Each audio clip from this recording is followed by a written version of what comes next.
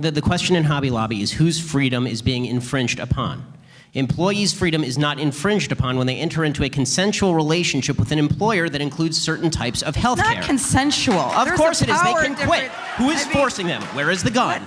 Huh? Where is the gun? Who is forcing them? Where is the chain? Who is locking them to their desk? Stop with the gun language. The reason that I use the gun language is because it is vitally important for people to understand that every government measure, at the end of the day, it must be compelled by force. That's what government measures are for. There is a vast difference, a huge difference in terms of personal liberty and freedom between the government compelling behavior and a company saying that we are not going to provide certain types of coverage, and if you don't like that, you can quit or buy your own coverage. There's a vast difference. The gun's the whole issue.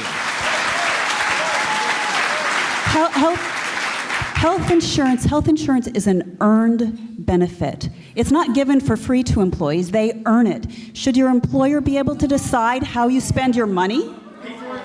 It is, hold up.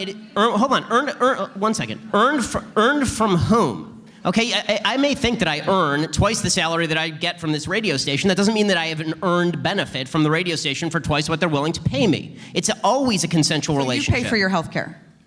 Well, first of all, I do because it was negotiated in the contract that I signed, in which I voluntarily engaged. And if I don't like that, I can quit tomorrow. Do I then have the right to extend my free exercise of religion to my small, individually, totally owned family business? Let me ask you a question. As an employee with an earned benefit, which is health insurance that happens to get routed through my employer because that's how we structure it in this country, do I have a right to use my health insurance to decide to the best of my own spiritual and religious values when and whether to bring a child into this world? Sure. You have a right to get any insurance you want. All that Hobby Lobby is insisting is that they not be forced to pay for insurance they do not choose to pay for. There's nothing preventing someone from getting health insurance that covers abortions or abortifacients or anything else. And this is sort of the point, I think, is that when you look at, the word imposition is being thrown around a lot. You know, imposition. That people are imposing their beliefs on others.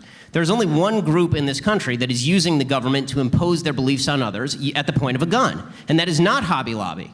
Hobby Lobby is involved in a consensual relationship between the employer and the employee. Churches are involved in consensual relationships between themselves and their constituents. The government is not involved in a consensual relationship when it tells a business that it will revoke its license and it will come to their front door if they remain open, and it will forcibly shut down their business. There's only one person and one group that is coming to the party here with a gun. And the only group, I mean, you said conservatives love guns. Liberals love guns far more. They just love guns that are being used by the government against conservatives. Well, because it's an event about religion, somebody's going to have to preach the apocalypse. So here we go. Yes, my feeling is that religious liberty is under a definite and growing assault in the United States. And when I say religious liberty is under assault, I don't mean just in terms of people disagreeing. That's not a violation of liberty. That's the exercise of liberty. I'm talking about the intervention of government and the use of government as a weapon against people's religious, not only beliefs, but against people's religious activities. And we're seeing that in terms of discrimination against businesses that don't wish to service particular events that they feel are sinful. We're seeing it with regard to a newfound moral superiority in government that suggests that it can trump the religious beliefs and precepts of an enormous number of people. Honestly, the Hobby Lobby decision is going to come down on Monday, and I'm sure that we'll talk about this in a little bit, but I am befuddled and bewildered and dismayed that we have now become a country where we're all supposed to sit around on Monday and wait for the 9 wisest and most moral among us to descend in their robes and inform us to what extent we're allowed to worship God in our business lives. This is what the threat, I believe, is, and I think that the threat is quite deep. I think what we're going to watch in the next 2 years, to make another apocalyptic prediction, I think what we're going to watch in the next 2 years is states like Washington try to withdraw the nonprofit status of various churches that refuse to perform same-sex marriages. Once those nonprofit status, under the guise of the Bob Jones University decision from the 1980s, and then they will attempt to remove any business license from churches that refuse to perform same-sex marriages. And this will be a tremendous crackdown on religious freedom in America. America. This is what the battle has become. Not a battle about whether two dudes or two ladies can get married, but a battle about whether your religious institution can function as it sees fit in the public square. Just goes, Michael, I think it goes back to who gets to discriminate. And where would it stop? What if it was a Jewish wedding? Okay, no, bear with me. And the floor said, I don't want to participate in that kind of religious system. I would Now, find another florist happily. Yeah, okay. But once we set that kind of precedence, where will it end? And I think, in the... With them going out of business. Because everybody will find another florist. That's where it'll end. No, that's all cute. That's all cute. That's not cute. That's real. The lunch counter protests the lunch counter protests that are so famous in the civil rights movement occurred as a voluntary boycott in the early 60s, long before the civil rights movement, and it integrated. They integrated the business because of that. Capitalism discriminates against no color, no creed, and no sexuality. They want the cash. Integration was done by force. Yeah. Against state government. Most whites did not want to feed you live a very comfortable life. If you're going to talk about civil rights, let's talk about what happened for people trying to get served. Let's make sure we're hearing against one state just governments second, that were Ben. compelling segregation. One second, Ben. Let's make sure we're hearing each other. What was it that, Ben, you concluded with? It was Woolworths that was voluntarily. It was state governments. What I was saying there is that state governments were the source of segregation in the first place. People who think that Jim Crow was a voluntary system in which people just decided that they wanted to segregate their businesses are incorrect. There were Jim Crow laws on the books. The law in the state of Alabama is that you needed a 7-foot-high wall in your restaurant. Okay, this idea that the government always has clean hands and that it's individuals who are the problem, and that capitalism, in the absence of government compulsion, is not the solution to discrimination, must have missed the last 50-odd years of history in this country. Let's have the Reverend. You had something.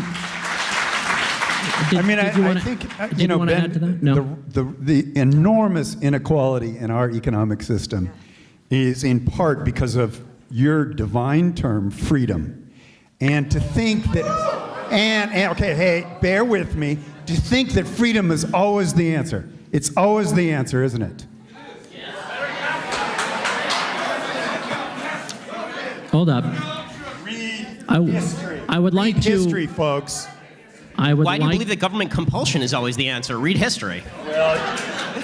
You turn... Okay, Ben, this is great. I should use your trick. Because government is always the problem.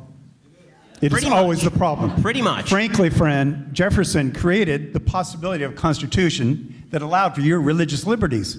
That is not the problem. My religious liberties, and the founders believe this, were secured by the government was created on behalf of for God. the sake of your freedom. It was created for the sake of my freedom, but it doesn't get to curtail my freedom. And the government guarantees it, and if we don't have policemen, firemen, it would be chaos. Of course that's true, but the minute that the government infringes on my freedom, it becomes irrelevant and it becomes unconstitutional, and this is... Jefferson didn't just institute a government, he rebelled against one. And I, for one, think America is a fantastic country. And as a liberal, right, that's what you say about me. No, I think you're a leftist. And most liberals are self-hating Americans, right? I love America, and I teach American religion, and I will stand up for what we have built. But you'll shut down my business if I don't serve a cake to get to a gay couple. As a great culture with great religious liberty. But you will shut down my business if I don't serve a cake to a gay wedding. Pardon me? But you'll shut down my business if I don't serve a cake to a gay wedding. I can assure you we'll be getting to shutting down businesses Give me an example. as a result. Give me an example. I'll give you an example of that example. That exact example. Just a second. Yeah, we will have those some examples coming up. But follow-up, Dr. Wellman, you just said Ben shouldn't complain because we're not Egypt or Saudi Arabia. Wouldn't it be a good idea? Right. Wouldn't it be a good idea to, in the preservation of liberty, to have a heated debate about the nature of those rights? Because the same argument could be made for any given homosexual couple or any given far-left couple or any non-Muslim faith in the United States that they don't live in Egypt or Saudi Arabia either, so therefore they shouldn't complain. Well, all right.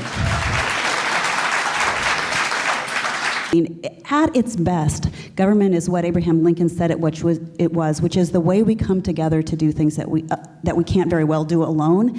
I mean, where in the, we struggle with that in this country, and most of us feel like our government has an unacceptable level of corruption. Most of us feel like there are things that our elected representatives do that are not, frankly, nauseating.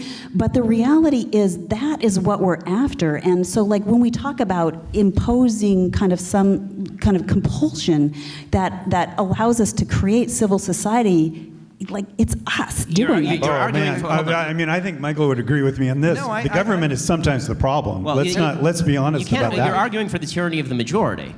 That's what it is. I mean, if the essence is that anything the government does is legitimate because we voted for that government, then anything the government does is legitimate, including encroaching on the rights of minorities across the board. I'm sure that Michael, you went to public school, right? Yeah. Yeah, so did I for elementary school, and I think I was in the Christmas pageant. I believe I was an elf, and somehow I didn't magically turn into a Christian. And my guess is that both you and I could probably sing in beautiful two-part harmony all of Silent Night. Probably based on what we learned in public school. The idea that this is some sort of grand imposition or grand inquisition, and that the acting out of the mere saying of the word Christmas in a public school is somehow an establishment of religion to the exclusion of all other religions. Before you warned that perhaps I should take things a little more lightly. On this one, I do take it pretty lightly. Good. The idea that I'm proud of you, man. The idea that religion is being imposed on me by a public school when there is a Christmas pageant I can opt in or out of is, if this is as bad as it gets, then I'm willing to live with that. Yeah, I